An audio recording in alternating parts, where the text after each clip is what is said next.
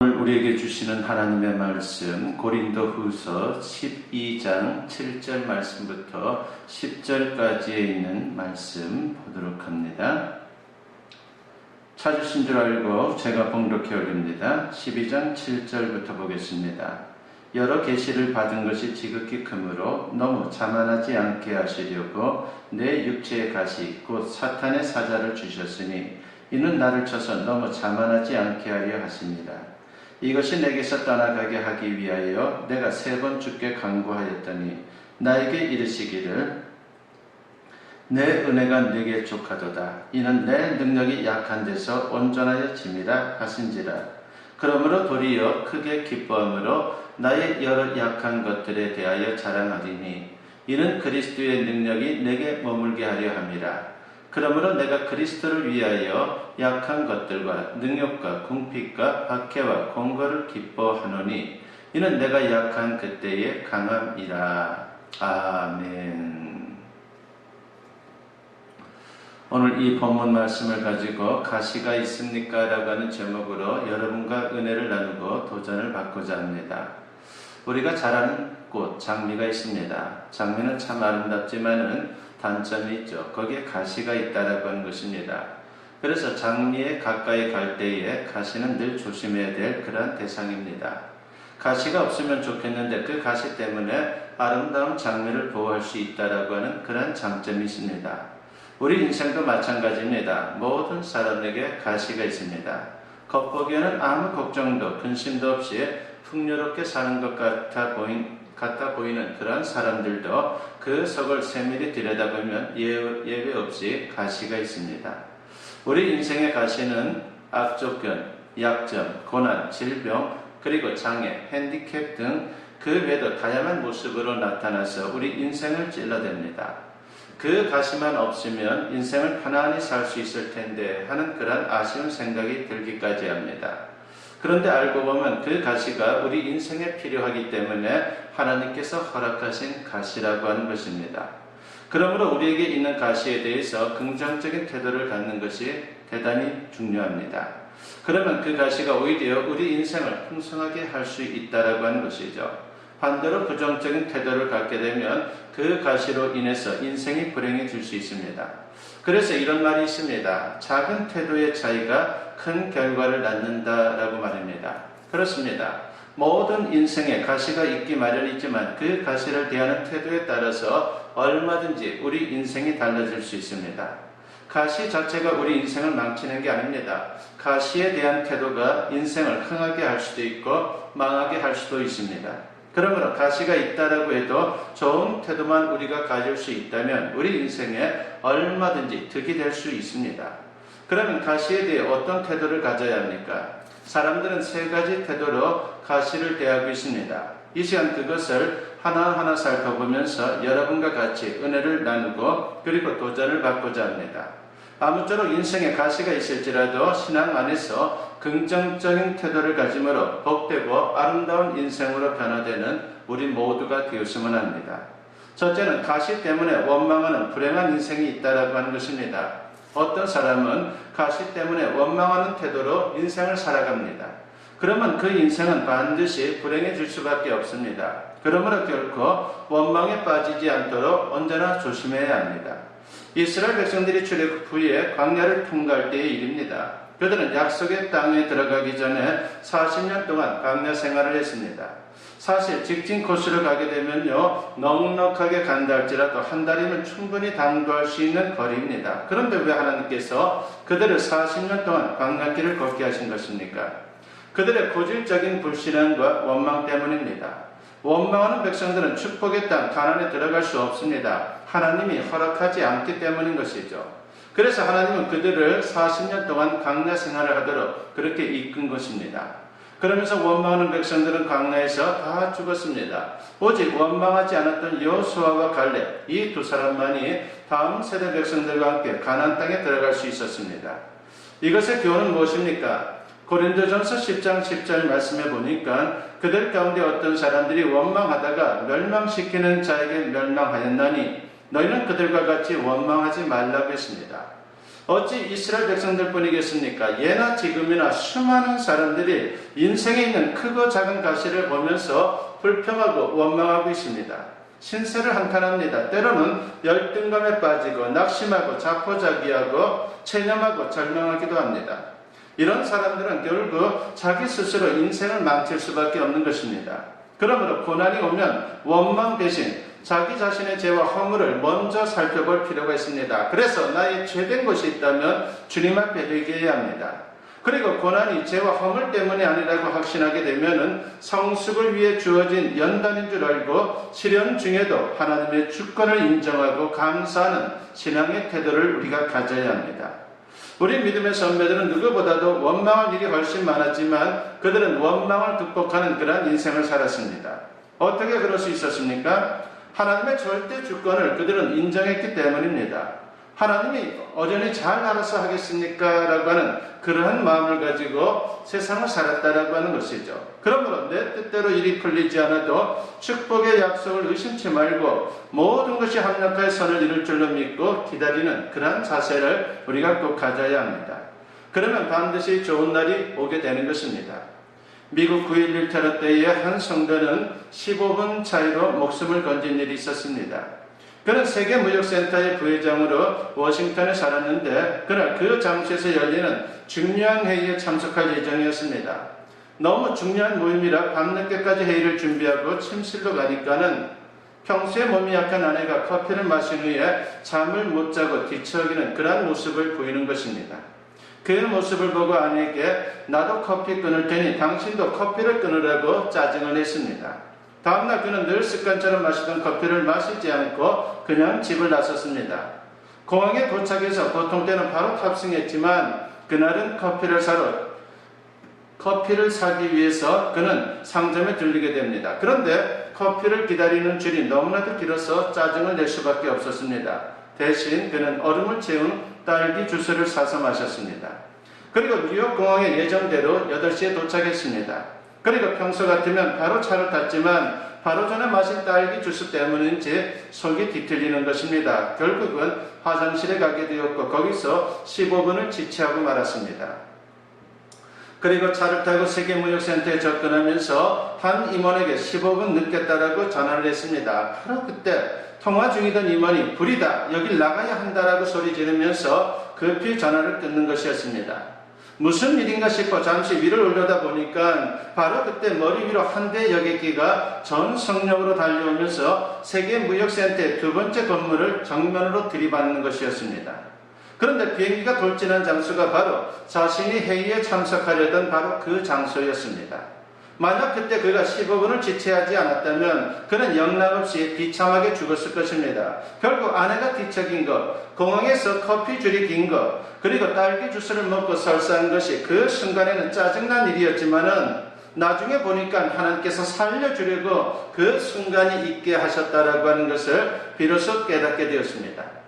이처럼 당시에는 손해가 되고 짜증나는 일도 나중에 선이 되고 축복의 재료가 되는 경우가 우리 인생 속에 있다라고 하는 것입니다. 그러므로 고난과 아픔 중에도 우리가 가장 조심해야 될 것, 그것은 원망하지 말고 하나님의 축복의 때를 기다려야 합니다. 원망은 막 주어지려고 하는 하나님의 축복을 결정적으로 막습니다. 그러므로 끝까지 참고 누구도 원망하지 마십시오. 가장 큰 책임은 내게 있다라고 생각하고 끝까지 감사와 평안을 잃지 않는 것이 삶의 최대 지혜인 것입니다. 현재 힘든 처지를 원망하면 고난의 물줄기는 더 굵어지지만 현재 힘든 처지에서도 감사하게 되면요, 하나님은 고난의 물줄기를 축복의 물줄기로 되돌려 주실 것입니다. 내 인생을 불편하게 하고 슬프게 하는 가시를 보고 어떤 태도로 반응하고 있습니까?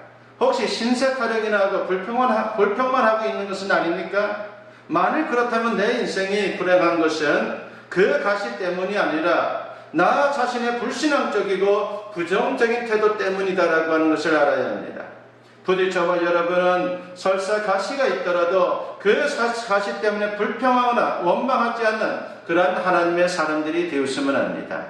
두 번째로 가시에도 불구하고 인내로 승리하는 인생이 있다라고 하는 것입니다. 세상에 사는 동안 우리는 갖가지 고난을 당할 수 있습니다. 그러나 싸워 이겨야 합니다. 중요한 것은 십자가에서 승리하신 예수님이 우리와 함께 해주신다라고 하는 사실입니다. 요한복음 16장 33절에 보니까 이것을 너희에게 이르는 것은 너희로 내 안에서 평안을 누리게 하려 함이라. 세상에서는 너희가 환난을 당하나 담대하라. 내가 세상을 이기었노라 하겠습니다. 주님이 함께 해주시기에 승리의 확신을 갖고 담대히 살라고 하는 것입니다. 그러므로 어떤 고난이 있어도 원망 대신에 인내하면 반드시 승리할 수 있는 것입니다. 그리고 적극적으로 기도함으로 승리할 수 있다라고 하는 것을 또한 우리가 잊어서는 안 됩니다.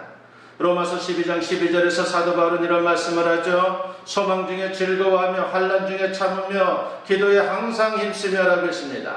승리의 소망을 가지고 인내하며 기도하라고 하는 말씀입니다. 우리는 요셉을 잘 압니다. 요셉은 야곱의 11번째 아들로서 아버지의 사랑을 독차지했습니다. 그러나 그에게는 가시가 있었습니다. 아버지에게는 4명의 부인이 있었는데 그들에게서 태어난 이복 형제들 사이에 갈등이 있었던 것입니다. 하루는 아버지가 요셉을 편애하자 형들이 그를 미워했는데 참으로 얼마나 그것이 힘들었는지 모릅니다. 그리고 그것은 계속 진행이 되었죠. 어느 날 아버지 심부름으로 요셉이 들판에 갔다가 결국은 형들에 의해서 노예로 팔리게 되었습니다. 이렇게 해서 요셉은 하루아침에 머나먼 이국 땅에서 종살이를 하게 되었는데 나중에는 애매하게도 그는 또한 감옥까지 가게 되었습니다. 가정의 불안은 그에게 어찌할 수 없는 가시였습니다. 그러나 그는 가시 때문에 원망하는 대신 가시에도 불구하고 하나님을 바라보며 그리고 인내하는 신앙으로 하나님 말씀대로 세상을 살았다라고 하는 것입니다. 결국 때가 되자 하나님께서 그를 일약 애굽의 총리로 세워주었습니다. 엄청난 인생 역전입니다. 나중에 아버지 야곱이 돌아가시자 혹시 요셉이 보복하지는 않을까 싶어서 형들이 벌벌 떠는 것입니다. 그때 요셉이 그들에게 말합니다. 창세기 50장 20절과 21절 말씀에 보면 당신들은 나를 헤아려 하였으나 하나님은 그것을 선으로 바꾸사 오늘과 같이 많은 백성의 생명을 구원하게 하시려 하셨나니 당신들은 두려워하지 마소서. 내가 당신들과 당신들의 자녀를 기르리이다 하고 그들을 강곡한 말로 위로하였다라 하겠습니다. 형들의 미움이 그에게 가시였지만 그가 하나님을 바라보며 인내한 결과 하나님이 자신을 총리로 세우고 애국과 이스라엘 그리고 주변국의 많은 백성들을 기근에서 구원했다는 것입니다. 그러므로 하나님 앞에 감사하며 형제들과 조카들까지 부양할 테니 너무 걱정하지 말라고 그렇게 말하고 있는 것입니다. 얼마나 통쾌한 승리입니까? 요셉이 가시 때문에 형들을 원망하고 하나님을 원망하며 살았다면요, 그는 이런 승리를 맛보지 못했을 것입니다. 부대 인생에 이런저런 가시가 있을지라도 하나님을 바라보므로 인내하고 기도할 수 있는 우리 모두가 되었으면 합니다. 그래서 하나님의 역사로 승리의 인생을 사는 우리 모두가 될 수 있기를 간절히 축원합니다. 세 번째로 가시 덕분에 아름답게 승화되는 인생이 있다라고 하는 것입니다. 가시에 대한 가장 고상한 태도는 가시 덕분에 인생을 아름답게 승화시키는 겁니다. 오늘 본문에 나오는 사도 바울이 그 대표적인 인물입니다. 그는 빌립보서 3장에 기록된 대로 대단한 인간적인 조건을 갖춘 사람입니다. 요즘 식으로 표현하면 스펙이 아주 화려한 사람이죠. 귀족 집안 출신이고 가말리엘 문화에서 공부한 박사이고 그리고 부자이고 그리고 로마 시민권자이고 그리고 열정이 넘치는 종교인이었습니다. 그리고 예수님을 만난 이후에도 사도 중에 사도였습니다. 그러나 그에게도 가시가 있었다라고 하는 것입니다. 고린도서 12장 7절에 보면 여러 계시를 받은 것이 지극히 크므로 너무 자만하지 않게 하시려고 내 육체의 가시 그 사탄의 사자를 주셨으니 이는 나를 쳐서 너무 자만하지 않게 하려 하심이라 하겠습니다. 그렇습니다. 사도 바울에게는 육신의 질병이 있었습니다. 대장간 시칼이 논다고 남의 병이나 문제는 잘 해결해 주면서 정작 본인의 가시는 해결하지 못하니까 얼마나 민망하고 얼마나 부끄러웠겠습니까? 그래서 사도 바울은 가시를 제거해달라고 하나님께 기도했습니다. 그냥 보통의 기도가 아니었을 것입니다. 예수님의 겟세마네 기도같이 진액을 꽂고 사력을 다하는 기도였을 것입니다. 그런데 어떻게 됐습니까? 고린도후서 12장 8절과 9절에 보니까 이것이 내게서 떠나가게 하기 위하여 내가 3번 짙게 간구하였더니 나에게 이르시기를 내 은혜가 네게 족하도다. 이는 내 능력이 약한 데서 온전하여 짐이라 하신지라. 그러므로 도리어 크게 기뻐함으로 나의 여러 약한 것들에 대하여 자랑하리니 이는 그리스도의 능력이 내게 머물게 하려 함이라 그랬습니다. 주님의 응답은 거절이었습니다. 그럴 만한 이유가 있었습니다. 바울이 너무 화려한 스펙을 갖고 있는 데다가 영적으로 많은 능력을 받다 보니 그도 사람이기에 자칫 잘못하면 교만해질 수 있다라고 하는 것입니다. 만일 그렇게 되면 신앙인으로서 더 나아가 사도로서 오히려 해가 될 수 있습니다. 하나님의 은혜는 겸손한 자에게만 임하기 때문입니다. 진리를 깨달은 바울은 비록 기도가 거절됐지만 오히려 주님을 향하여 감사했습니다. 그래서 그는 가시 덕분에 주님의 능력이 자신에게 온전히 나타난다는 사실을 확신하게 되었고 바로 그러한 믿음을 가지고 세상을 살았습니다. 그렇습니다.